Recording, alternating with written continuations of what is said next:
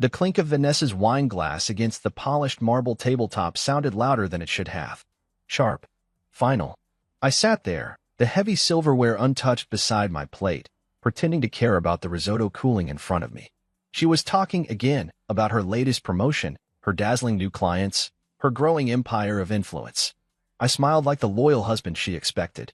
Inside, something twisted and broke loose. You know, she said, swirling her Cabernet like a lazy storm, I was talking to Michael Whitmore today. You remember him, that investor I introduced you to at the gala? He said a woman like me deserves a man who matches her level. Not someone just. She waved her hand vaguely, dismissively toward me, content. The word content dropped between us like a bloody knife.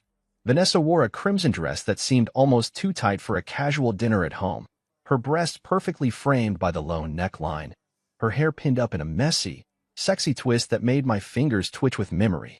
She was still breathtaking, but tonight, all I could see was the cold glint in her eyes.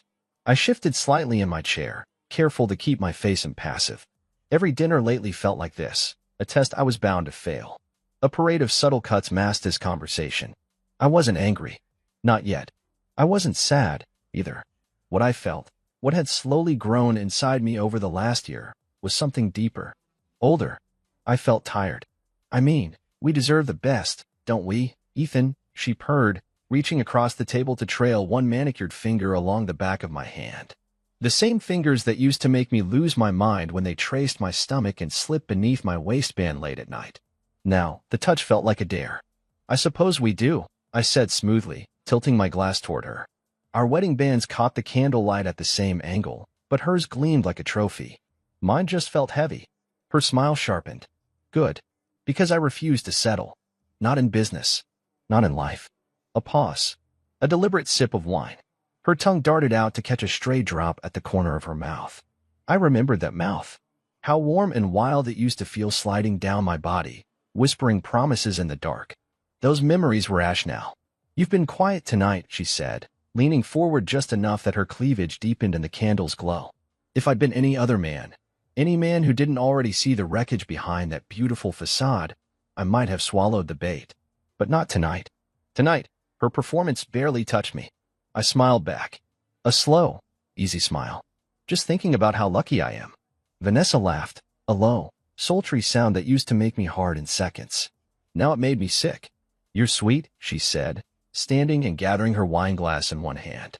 Her hips swayed under the tight fabric of her dress, a dance she probably didn't even realize she was doing anymore. She lived for the attention, the promise of being wanted. I'm going to soak in a bath, she announced, glancing at me over her shoulder. Maybe. Think about my options. My options. The words hit harder than anything else she said. I watched her disappear up the wide staircase, her bare feet silent against the marble steps. She didn't look back. The silence settled thickly around me. I picked up my wine glass, savoring the moment of stillness. Because something had already shifted inside me. Something permanent. And Vanessa had no idea. Down the hall, I heard the faint splash of water filling the bathtub. I imagined her sliding into it, her skin naked and slick, her nipples hardening under the hot water, her head tilted back in decadent comfort. There was still a flicker of one in me, a conditioned reflex. My cock stirred against my slacks. A year ago, I would have followed her upstairs, dropped to my knees beside the tub, kissed every inch of her until she gasped my name. Now? Now, I finished my wine, set the glass down with a precise click, and stood. I wasn't angry. Not yet. But soon. Soon, Vanessa would learn the lesson she'd spent our marriage daring the universe to teach her. Not every man you trade down can be replaced. Some quietly become kings the moment you turn your back. And I had plans. The house was silent, but for the occasional groan of the old pipes, a sound I used to find comforting. Tonight, it felt like the house itself was holding its breath, waiting. I padded down the hall toward my study, a room that had long ago become my sanctuary, a place Vanessa never cared to enter because it lacked the glossy polish she demanded from every corner of our lives. She hated the old oak shelves, the battered leather chair in the corner, the thick, ugly rug that smelled faintly of cigar smoke and old paper, which made it perfect. I closed the door behind me, locking it with a quiet click. Crossed the room to the bottom drawer of the massive desk I'd inherited from my grandfather. It took a key I wore around my neck under my shirt, A piece of tarnished brass on a simple leather cord that Vanessa thought was some sentimental relic I was too stubborn to part with. She never once asked about it. I sat down, feeling the familiar creak of the chair under me, and pulled open the drawer. There it was. The letter. Thick parchment, edges yellowed slightly with age. The handwriting, bold and confident. I slid it out carefully, laying it flat on the desk. My heart thumped once hard in my chest as I unfolded it. To my grandson, Ethan L. If you are reading this, it means you have come to the crossroads of your life. The world rewards patience, strategy, and quiet strength, not noise or ego. When you were born, I set aside a trust in your name, managed through silent holdings and blind investments. It has grown beyond what you may imagine. It is yours now, free and clear. But remember, true wealth is not the numbers in your account. It is knowing when to use it. The included documents and keys will guide you to everything. P.S. Never reveal your full hand until it's time to win the game. The first time I'd read it, months ago, I thought it must be a mistake. My grandfather had been a quiet man, a craftsman by trade, not a tycoon. Or so I thought. But the documents tucked into the envelope, the trust papers, the bank information, the intricate web of shell companies proved otherwise. There were millions, not counting assets still quietly generating revenue, all completely hidden from Vanessa, from everyone. I sat back in the chair, staring at the ceiling. Vanessa thought she was planning her exit. She thought she was trading up. The idea almost made me laugh. I traced a finger along the bottom edge of the letter, a feeling of calm wrapping around me like armor. When I had first learned about the money, the temptation had been immediate. Run. Leave her first. Start over somewhere with someone younger, softer, kinder. Someone who would look at me like I was a man and not a stepping stone. But something colder had taken root in me. I wasn't going to run. I wasn't going to leave a single crack for Vanessa to exploit. No, I was going to let her dig her own grave, brick by brick, believing she was the clever one. I would play the fool, smile at her jokes, not at her endless condescension. Let her parade around thinking she was about to escape a life that no longer amused her. And when the time was right, I would take everything she thought she wanted. The bathwater upstairs stopped running. I heard the soft clink of a bottle, wine or bath oil, and then the faint hum of Vanessa's voice as she sang to herself. A low, indulgent sound. Once, the sound of her singing in the bath would have pulled me like gravity. I would have stripped down, slid in behind her, kissed the back of her neck until she melted into me.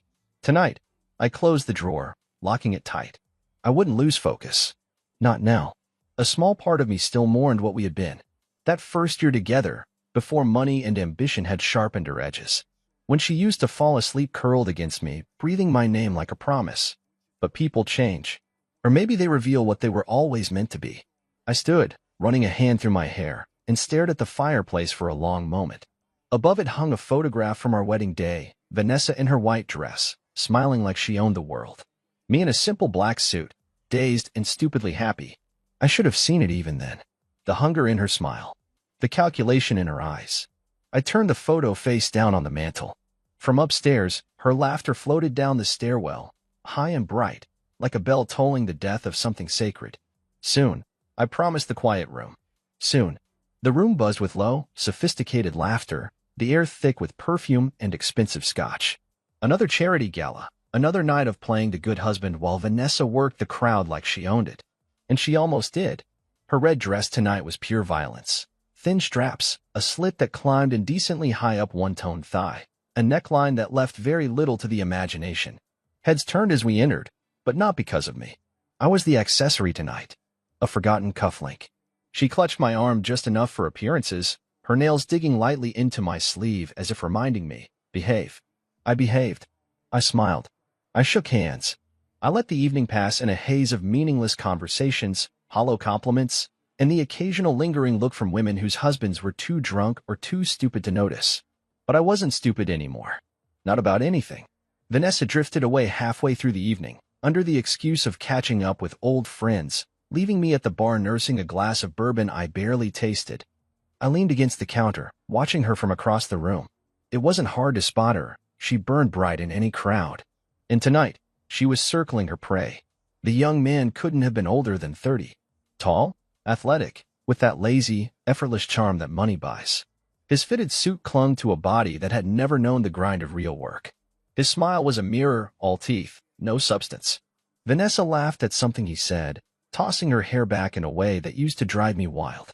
Now it was just pathetic. Her hand brushed his arm, lingered. She leaned in closer, lips grazing the shell of his ear, whispering something that made him grin wider. My jaw tightened. Around me, the gala moved on, music swelling, conversations blending into an indistinct roar. No one else seemed to notice the show unfolding in the center of the room. Or maybe they noticed and didn't care. The wife flaunting herself at the first fresh prospect who offered a whiff of excitement. It was almost funny. Vanessa was so sure of herself, so confident that I was still the obedient, loyal husband, the man who would swallow any humiliation just to keep the peace. Maybe once. Not anymore. The young man's hand slid to her waist, low, possessive, as if marking new territory. Vanessa didn't flinch. If anything, she pressed into his touch, letting her body melt slightly against him. A few years ago, that would have gutted me. Tonight, it was strangely liberating. The spell broke when one of the older board members, a heavy-set man with thick glasses and a quick, suspicious mind, caught sight of the scene. I saw his brow arch, saw him nudge his wife and whisper. Whispers. That was how empires crumbled. Not with explosions, but with quiet words behind closed doors. I set down my glass, straightened my jacket, and began to walk toward them. Slow, deliberate. Each step felt lighter than the last. Vanessa caught sight of me just as the young man, Eric something, if I remembered correctly, leaned in to kiss her cheek a little too close to the mouth. Her smile faltered.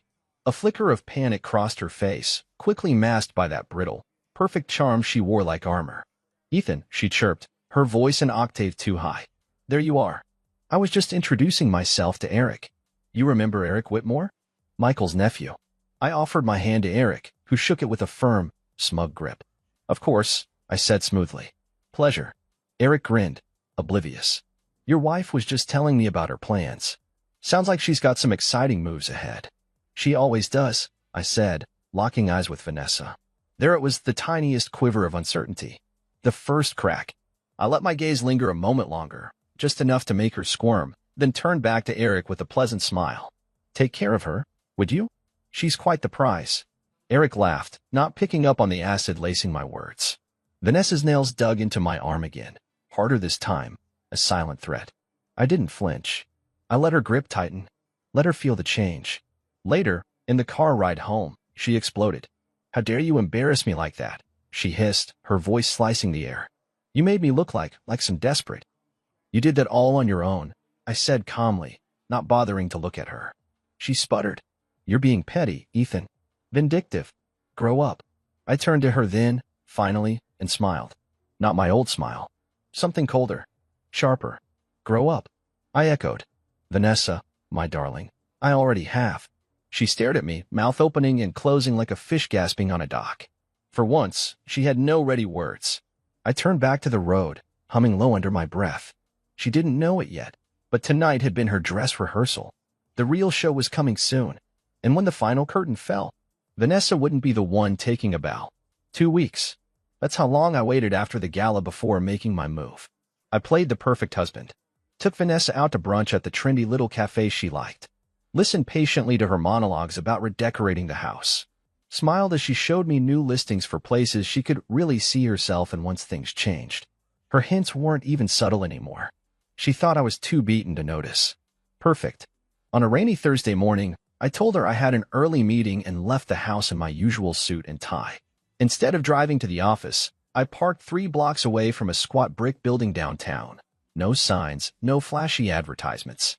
Exactly the kind of place you went when you wanted to disappear cleanly. The door chimed softly as I stepped inside. A blonde receptionist with sharp eyes and an even sharper suit looked up from her desk. Mr. Graves, she asked.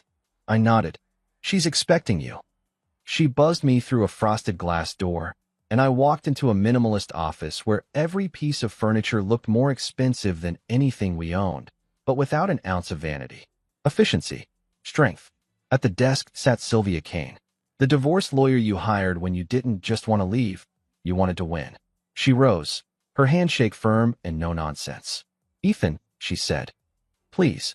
Sit. I sat. Sylvia didn't waste time. She flipped open a leather-bound folder and laid out my situation in clinical terms. High-profile marriage. Prenup in place. One Vanessa had insisted on years ago, back when she thought she was the prize and I was just the safe bet. Your prenup was drafted by her attorneys, Sylvia said, tapping a manicured finger against the page. And it's airtight, but in your favor, because her lawyers assumed you had no real assets to protect. They were right, I said, smiling thinly. At the time, Sylvia's lips curved into something that wasn't quite a smile. Times change. We went over the trusts, the shell companies, how every penny of the fortune my grandfather left me was legally insulated, invisible to Vanessa and her legal team. How any marital claims would be limited to the visible surface, the salary, the house, the public bank accounts. I would walk away from the marriage appearing broke but free. She would walk away thinking she'd won. Let her keep the house, Sylvia advised, her voice low and surgical. It's mortgaged to the hilt and bleeding value every year. And my salary? I asked. Negotiate reasonable support for appearance's sake, she said. Lowball but not insulting. Make it seem generous. And the real money? Sylvia smiled, a razor-thin slice of satisfaction. Safe. Untouchable. I exhaled slowly, feeling the first true sense of control I'd had in years. Vanessa would think she was leaving me destitute, broken, crawling away with nothing. And she would be wrong. We spent 2 hours drawing up the outlines of a response strategy. Sylvia knew the courts, knew the games. She explained how to posture during negotiations, how to cede just enough information to let Vanessa think she had the upper hand. You need to keep playing the part, Sylvia said, folding her hands on the desk. No sudden changes. No hint you're planning anything. I nodded. I can do that. She arched an eyebrow. Can you? Because if you tip your hand too early, she'll gut you for sport. I smiled. I'll be the perfect husband. Sylvia's expression softened, just a little. Good. Then this should be surgical. As I left the office, rain hammering the pavement in thick sheets, a strange exhilaration coursed through me. For the first time in years, I wasn't reacting to Vanessa. I wasn't on defense. I was building something. Quietly. Precisely. A new life that she would never touch. That night, I returned home late. Vanessa barely looked up from her laptop. Perched on the velvet settee, she insisted we buy because it gave the living room character. The glow from the screen highlighted the perfect angles of her face, the meticulous way she maintained herself. All for the next man, whoever he was. The thought didn't hurt the way it used to. Long day? She asked, her tone sweet but laced with boredom. The longest, I said, kissing her lightly on the head. I let my lips linger there a second longer than usual, feeling her body tense under my touch. She didn't know whether to be flattered or suspicious. Perfect. Later, lying in bed beside her, I listened to her breathing even out as she fell asleep. Fast and dreamless, like someone who had no idea her kingdom was already burning down around her. I stared at the ceiling, my chest rising and falling in slow, measured rhythm. She would get exactly what she wanted. Her freedom, her shiny new life. And when the dust settled, I would be the last man standing. By the second week of March, the charade had become almost effortless. Vanessa floated through the house like a queen already envisioning her next kingdom. She thought she was being subtle, the way she left her phone face down, the way she took longer lunches with colleagues, the little smiles she hid behind champagne glasses at weekend events. I played my part with ruthless precision. The doting, slightly dim husband. The man too occupied with work to notice his wife slipping out from under him. It was almost too easy. Then came the night she showed me the house. We were sitting in the living room. She curled up on the couch in silk pajamas that clung just a little too perfectly to her thighs. She was scrolling on her iPad, eyes gleaming, when she gave a little gasp. This one, she said, thrusting the screen toward me like a child showing off a shiny toy. I took it, careful to let my fingers brush hers. A casual intimacy she barely registered anymore. On the screen was a listing, a sprawling estate outside the city, set back behind wrought iron gates and massive stone walls. 6 bedrooms, 8 bathrooms, a marble foyer that could have hosted a coronation, a pool glittering like a sapphire under a twilight sky. It wasn't just a house. It was a statement. Vanessa's eyes danced. Can you imagine? The parties we could throw there? The charity galas? It's exactly what I deserve. I tilted my head, as if studying the pictures with innocent curiosity. It's beautiful, I said. Really? She beamed, completely missing the chill behind my words. I've already scheduled a private tour, she added, sipping her wine. The agent says there's a lot of interest, so we'll need to move fast if I want it. If I want it. Not we. Not us. I nodded slowly, handing the iPad back. You should go for it. She laughed, tipping her head back, exposing the long, pale column of her neck. Oh, I will, she said. With or without you. Something stirred low in my stomach, not desire. Anticipation. Because Vanessa, in her greedy little rush, had no idea what she'd just handed me.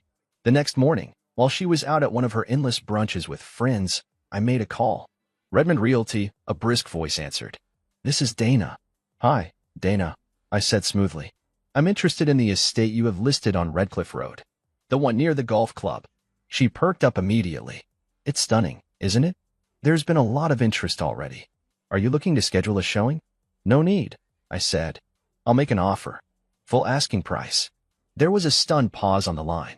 Sir, that's quite generous. Do you need a mortgage pre-approval or? No, I interrupted. Cash offer. No contingencies. I'll have my attorney forward the details. Another pause. Then a scramble of flustered professionalism. Of course, sir. Absolutely. We can draw up paperwork today. One more thing, I said before she could hang up. I want it closed before the end of the month. That's aggressive, she stammered. But doable. Good, I said, smiling tightly. Very good. I hung up, feeling the electric hum of inevitability surge through my veins.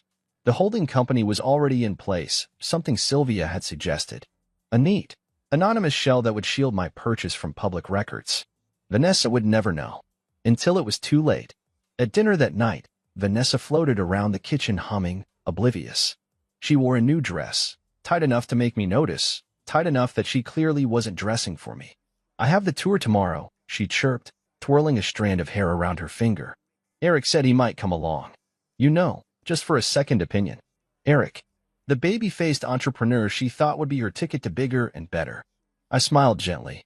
Of course. Take all the opinions you need. She smirked, mistaking my calm for weakness. The next day, while she cooed over granite countertops and velvet drapes, imagining herself draped across the master bedroom in triumph, I sat in my lawyer's office signing closing documents. Each signature felt like a blade sliding cleanly between her ribs. 3 days later, the final paperwork was filed. The estate, her dream house, belonged to me. I didn't tell her.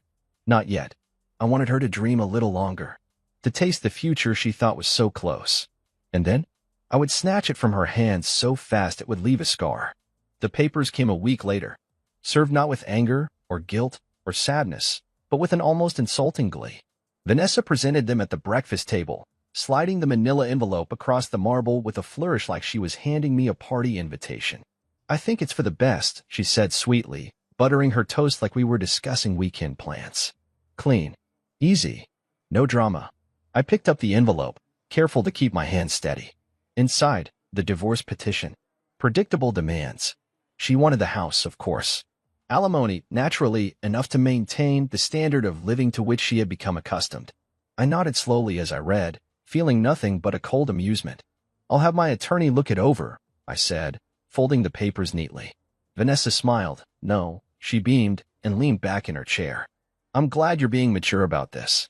It makes everything so much easier. I sipped my coffee, watching her over the rim of the cup. Easier. She still thought this was going to be easy. 2 days later, she threw herself a freedom party. An actual event. An actual fucking event, complete with printed invitations, a rented hall, open bar, and a DJ spinning top 40 hits like we were all 22 again. The invitation had arrived in my inbox like a cruel joke. Come celebrate Vanessa's new beginning. Let's toast to freedom, fun, and fierce futures. At first, I considered deleting it, ignoring it, letting her spin in her own little world without so much as a glance back. But no, I needed to see it. I needed to see her in full, ugly bloom, believing she had triumphed.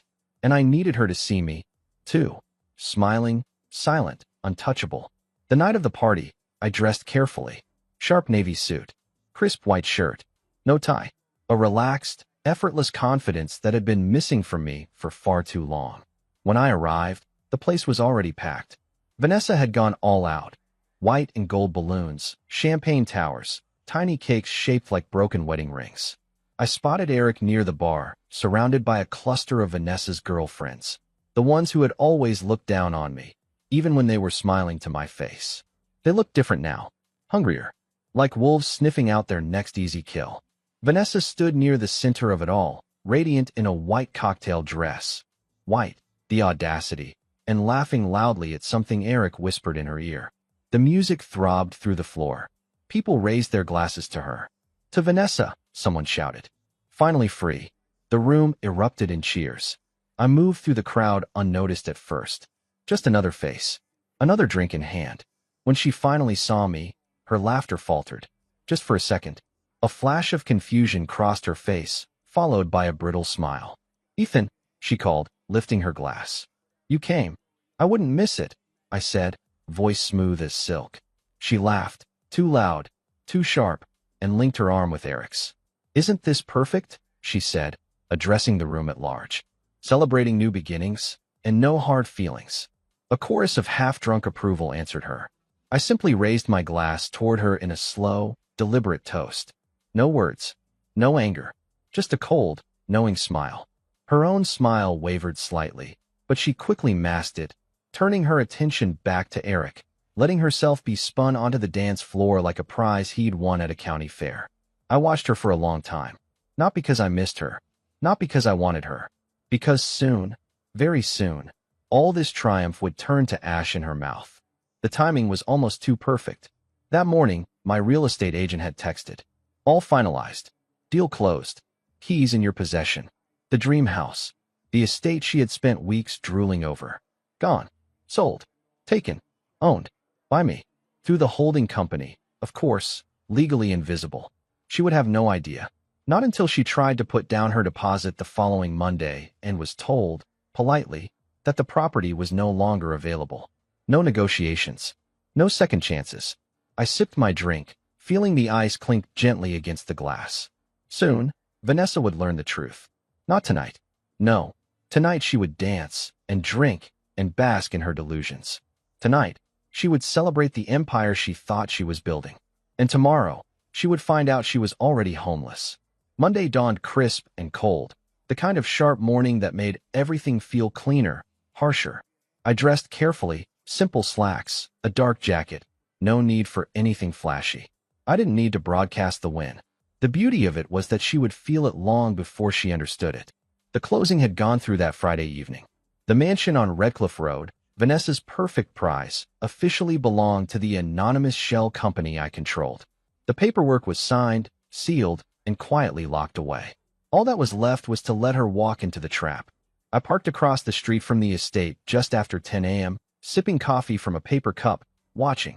Her little black BMW pulled up right on schedule, a glossy dot against the long sweep of the private drive. Eric was behind the wheel, sunglasses perched cockily on his nose like he thought he was starring in his own rom-com. I watched them get out, laughing, Vanessa clutching a manila envelope. No doubt her earnest offer and pre-approval tucked inside, all prepared to impress the listing agent. She wore a flowing, cream-colored dress today, cinched tight at the waist. She looked every inch the woman she had always wanted to be, elegant, important, on the cusp of something monumental. They walked hand in hand toward the heavy double doors. I slid out of my car. The real estate agent, Dana, was already waiting by the door, her face professionally neutral but tinged with unease. I knew why. I had instructed her to meet them here, to let them walk the house one last time, to let them believe. I crossed the street slowly, savoring each step.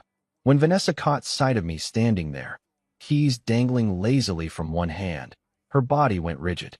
Eric followed her gaze, confusion furrowing his perfectly smooth brow. Dana cleared her throat awkwardly.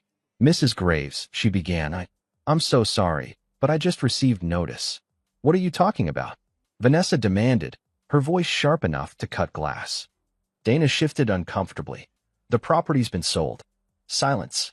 For a long, thick moment, Vanessa just stared at her. Then she laughed, that brittle, fake laugh she used when she was covering embarrassment. "You must be mistaken," she said tightly. "We're here to finalize today." Dana shook her head, her smile apologetic. "I'm afraid it's already finalized. The sale closed on Friday." Vanessa's mouth opened. Closed.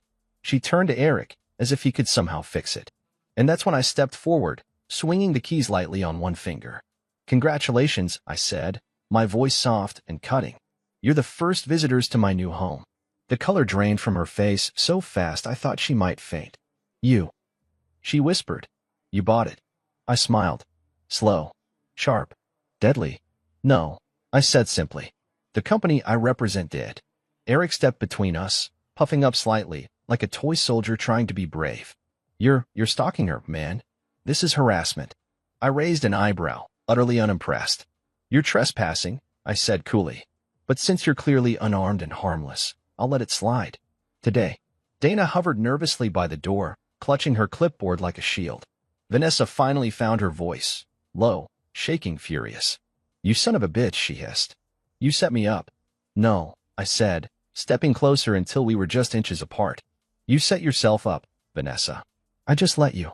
Her hands curled into trembling fists at her sides. For once, there was no witty comeback, no triumphant smirk. Just naked rage and helplessness. It was beautiful. I took a step back, deliberately slow, savoring it. You should really be more careful, I added, voice almost kind. Dreams can be slippery. Without waiting for a response, I turned, unlocked the front door, and stepped inside, into the marble-floored foyer that was now mine. I heard her yell my name, a shrill, desperate sound, but I didn't turn around. I didn't need to. I had already won. Inside, the house smelled faintly of new paint and rich leather. Sunlight poured through the massive windows, setting the marble floors ablaze with gold. I walked through the empty, echoing halls, letting my footsteps mark this place as mine. I pictured Vanessa standing outside, her future disintegrating in her hands. It was almost enough. Almost. But not quite. Because there was still more to come. 3 days passed before Vanessa tried to reach out. First, a text. We need to talk. Then a call. Then another. Then a voicemail, her voice trembling, trying and failing to sound composed. I didn't answer. I let her twist in the silence, let her wonder how much I knew, how much I had taken, how much she had really lost. By Friday, she cracked. I was sitting in the great room of the mansion, my mansion, feet propped casually on a leather ottoman, sipping bourbon, when the security cameras flashed a silent alert. Vanessa's car. Eric's, too. Pathetic. I watched them on the screen for a moment, her pacing outside the iron gates, frantic and sharp, while Eric hung back near the car, hands shoved in his pockets, jaw tight with frustration. I set down my glass, took my time walking to the front door. I opened it just as Vanessa pounded her fist against it again, the sharp sound ricocheting off the stone archway. The sight of me, calm, collected, utterly unbothered, seemed to knock the wind out of her. You bastard, she gasped, shoving her way forward until she was standing in the grand foyer.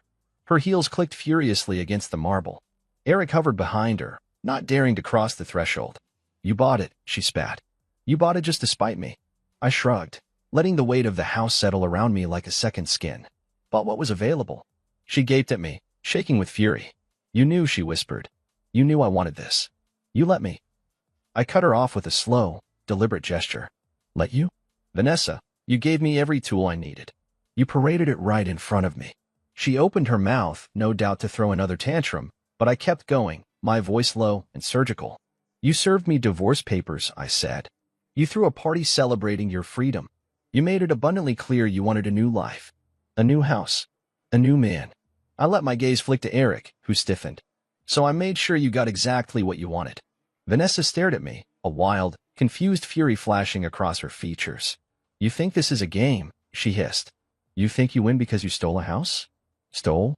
I echoed, feigning surprise. No. I purchased it. Legally. Fairly. Just like any other buyer. I stepped closer until I could see the faint tremble in her fingers. And you, I added, my voice dropping to a near whisper, you never even saw it coming. For the first time since this dance began, she flinched. You smug piece of shit, she snarled, shoving at my chest. You think this makes you better than me? No, I said calmly. It just makes me free. Her mouth twisted, something desperate and ugly blooming behind her eyes. You'll regret this, she said, voice thick with rage. You think you're going to live here? Parade your little victory around? Everyone's going to know what kind of petty, vindictive. I leaned in, cutting her off. Everyone already knows, I said softly. The words hung there, heavy and undeniable. Because they did. The whispers had already started, at her freedom party, in her social circles, among the people she thought she dazzled. They saw the desperation. the grasping. They saw her chasing a younger man who couldn't even afford a proper suit without her credit card. And soon enough, they'd see her collapse completely. Eric shifted awkwardly behind her, clearly itching to leave, to escape the fallout. Smart boy. I stepped back, folding my arms casually across my chest. You should go, I said, voice still maddeningly pleasant. You're trespassing. Vanessa's face flushed dark red. You haven't heard the last of me, she snapped. I sincerely hope not, I said, giving her the faintest of smiles. Watching you lose is deeply satisfying. She whirled on her heel and stormed back toward Eric's car, her stilettos striking the stone like gunshots. Eric followed, throwing me one last resentful glance before climbing into the passenger seat. I watched as they peeled out of the driveway, tires screeching, rage bleeding from the engine. When the gates closed behind them with a soft metallic sigh, I finally allowed myself to exhale. Not joy, not triumph, just peace. I wasn't the villain. I wasn't the victim. I was the architect. And Vanessa had just learned, far too late, that the foundation of her fantasy was made of sand. The mansion didn't stay empty for long. 2 weeks after Vanessa's meltdown on the doorstep, I moved in for real this time. Not alone. Her name was Sophia. We met at a charity gala months earlier, one of the countless events Vanessa had dragged me to, back when she still cared about appearances. Sophia wasn't flashy. She didn't posture or preen. She didn't need to. She was smart. Funny in that effortless, dry way that sneaks up on you. She wore simple dresses that somehow made her 10 times more striking than any jewel-dripping heiress in the room. And when she smiled at me, it wasn't the kind of smile that calculated what I could offer her. It was real, warm. The first time I kissed her, it wasn't hurried or hungry. It was slow, deep, patient. Like she wasn't in a rush to claim me. Like she already knew she didn't have to. Now, she was here with me. The first morning after we moved in, I found her in the kitchen, barefoot, her hair messy from sleep, wearing one of my old t-shirts that barely reached mid-thigh. She was singing softly under her breath, her voice trailing through the massive, sun-drenched space. For a moment, I just watched her from the doorway, letting the sight wash over me. There was no tension, no eggshells, no undercurrent of performance. Just peace. I crossed the kitchen, slid my arms around her waist, and pressed a kiss to the curve of her neck. She laughed, a real laugh, and leaned back into me without hesitation. You're brooding again, she teased. I'm savoring, I corrected, nuzzling against her. She turned in my arms, looking up at me with those dark, steady eyes. Good, she said simply. You deserve to. I kissed her again, slow and deep, and thought, this is what it's supposed to be. We kept things quiet at first. No big declarations. No Instagram posts. No petty shows of happiness aimed at anyone. We didn't need to announce anything. We were just living. And yet, somehow, word still got out. A month after I moved in, photos started trickling into the same social circles Vanessa once ruled. Not leaked. Not posed. Just caught. Me and Sophia at the farmer's market, laughing over coffee. Me and Sophia at a gallery opening, her hand tucked casually into the crook of my arm. Me and Sophia hosting a quiet housewarming party, small and intimate, with real friends. The images spread like wildfire. And Vanessa, who had once controlled every narrative, could only watch. I heard from mutual acquaintances, those gossipy friends who couldn't resist a well-timed text, that Vanessa had taken it badly. Very badly. They said she spent one dinner party knocking back glass after glass of wine, forcing laughter that never quite reached her eyes. They said Eric, sweet, simple Eric, was already slipping away, overwhelmed by the reality of the woman he'd tied himself to. They said Vanessa had tried, once or twice, to casually mention my name at gatherings, to make it seem like she was indifferent, unaffected. But everyone could see the cracks. No empire. No mansion. No glittering new life. Just the empty echo of choices she couldn't undo. I didn't gloat. Not openly. That wasn't who I was anymore. But I did smile a little, sometimes, when I caught Sophia watching me from across a room, her eyes warm, knowing, unafraid. This was the real victory. Not the house. Not the money. Not the quiet revenge. It was the simple fact that I had something Vanessa never could buy, steal, or scheme her way into. A life that didn't need her. A love that wasn't transactional. Freedom. On my terms. The upgrade wasn't a newer, shinier partner. It was choosing someone who saw me, truly saw me, and stayed anyway. That was something Vanessa would never, ever understand. The gala was the kind of event Vanessa used to dream about hosting, an exclusive fundraiser for one of the city's most prestigious art foundations. Sophia and I hadn't even planned to attend. But a friend, a real friend this time, not one of Vanessa's polished sycophants, had invited us last minute, practically begging. "It'll be good to be seen," she said, laughing. Not in a flashy way. Just seen. Sophia had hesitated, but I hadn't. It was time. The event was held at the downtown conservatory, the massive glass building glowing like a lantern against the night sky. Inside, the air buzzed with quiet money, the kind you didn't need to flaunt because everyone already knew who you were. Sophia was radiant beside me, not draped in glitter or weighed down with jewels, but stunning in a sleek black dress that skimmed her figure perfectly.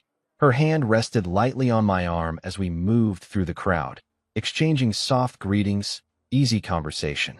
I didn't look for Vanessa. I didn't have to. I felt her before I even saw her, a subtle shift in the room's energy, like a ripple of static in the air. And then there she was, across the floor, near one of the massive glass walls, drink in hand, posture stiff and too carefully composed. She wore a shimmering silver gown that clung to her body like desperation.